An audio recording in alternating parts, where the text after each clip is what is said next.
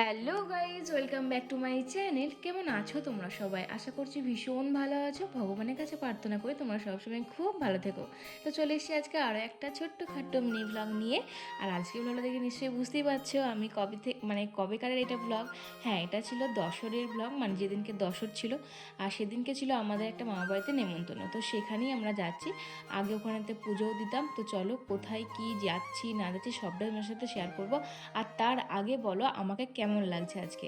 তোমরা কি ড্রেসটা বুঝতে পারছো? এটা কিন্তু আমাকে মেজদি দিয়েছিল পয়লা বৈশাখেতে, কিন্তু আমার একবারের জন্য পরার সুযোগ হয়নি, আর পরিও নিজে রেখে দিয়েছিলাম যে পরে পরবো কখনো একবার।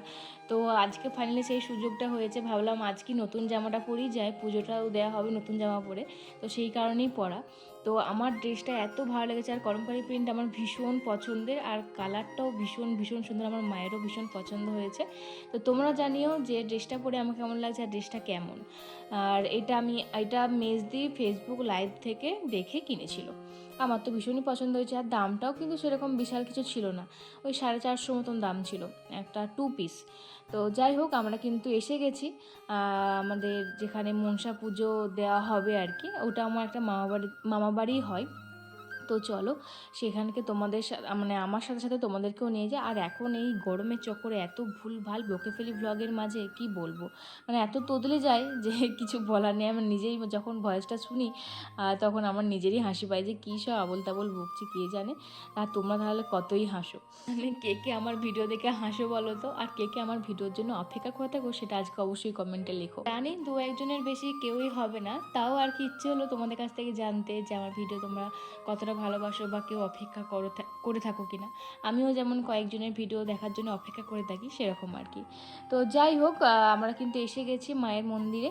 আর মায়ের কাছে এসে প্রথমেই তো তোমাদের সাথে দেখিয়ে দিলাম মায়ের মুখটা দেখলে মনে হয় যেন মায়ের মুখের দিকেই তাকিয়ে থাকি।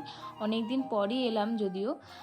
আগের বছর বাবা তখন সুস্থ ছিল, বাড়িতে 4 দিনের জন্য এসেছিল, তখন মা পুজো দিতে গেছিলো, মা আর মেজদি, আমি যাইনি।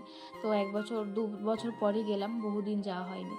এমনি এখানেতে আমাদের একটা মামার বাড়ি আছে, আমার ওই যে সেজো দাদুর এখানে বাড়ি করেছে কতুলপুরেতে একদম পাশেই। তো সেখানেই যাব, তো সেখানে এলে মাঝে মাঝে এখানেতে আসা হবে, আর এখানেতে আসার হলে মামার বাড়িটাও যাওয়া হবে, দাদুর বাড়িটা আর কি। তো এখান থেকে যে এসে পুজো টুজো দেওয়ার পরে প্রণাম টণাম করার পরে এখানে এলাম। আর তোমরা কিন্তু অবশ্যই জানিও যে কে কে তোমরা দর্শন করলে, আর অবশ্যই কমেন্টে জয় মা মনসা একবার হলেও লেখো। আর এই যে এটা আমার শিউলি মাইমার বাড়িতে এলাম। এখানে শিউলি মাইমার সবাই এসেছিলো, আত্মীয় স্বজন, মা, তারপরে বড় মা, তারপরে দিদি, সবাই এসেছিলো আর কি মাইমার।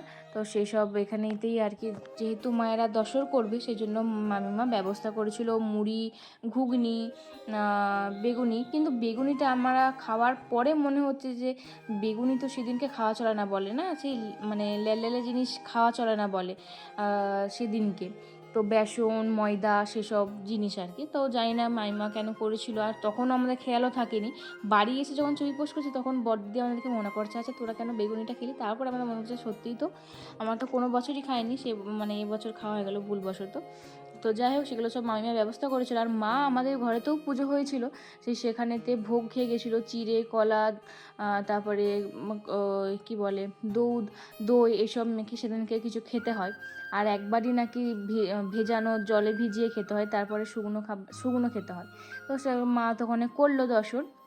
আর আমি মামিমা মিলে সবাই মিলে চলে যাচ্ছিলাম আমাদের ওই যেখানে নেমন্তন্ন ছিল ওইখানেতে খাওয়ার জন্য। আর আলু ব্যবসা সমিতিতে খাওয়ানো হচ্ছিল, তো সেখানেই হেঁটে হেঁটে আসছিলাম, কারণ মামিমার ঘর থেকে তো আলু ব্যবসা সমিতিটা জাস্ট পায়ে হেঁটে 2 মিনিট লাগবে। এই যে আমরা পৌঁছেই গেছি। আর এইখানে এলেই আমার বাবার কথা খুবই মনে পড়ে, কারণ বাবার সময় সবসময় এখানেই আসতাম, এখন একাই আসতে হয়, ভাই আমিও আসি মাঝে মাঝে। তো তারপরে একটুখানি দাঁড়িয়ে থাকতে থাকতে আমরা কিন্তু বসেও পড়েছিলাম, সিট পেয়ে গেছিলাম আর কি। আর আমাদের ব্যাচটার পরেই কিন্তু প্রচুর ভিড় লেগে গেছিলো, তখন আর মানে দাঁড়ানোর জায়গা থাকেনি, তাই আমরা ঠিক টাইমে এসেছিলাম। এটাই মামা বলছিল যে আরেকটুখানি দেরি করলে কিন্তু মুশকিল হয়ে যেত, ঠিক কথাই।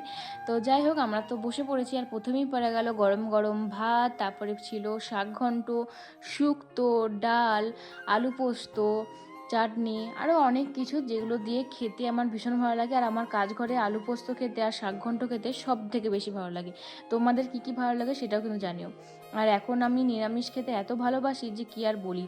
তারপরে তো চাটনি, পাঁপড়, দই পড়ে গেল, আর আমারও খাওয়া শেষ হয়ে গেল। আর হ্যাঁ, অবশ্যই পাতে কিন্তু মিষ্টিটা ছিল, কিন্তু আমি সেটা নিইনি, তাই ভিডিও দেখাতে পারলাম না। তো আমার এই ছোট্ট ব্লগটা তোমাদের আজকে কেমন লাগলো সেটা অবশ্যই জানিও। ভালো লাগলে অবশ্যই লাইক, কমেন্ট, শেয়ার করতে একদম বলবেন। দেখা হচ্ছে পরের ব্লগে। বাই।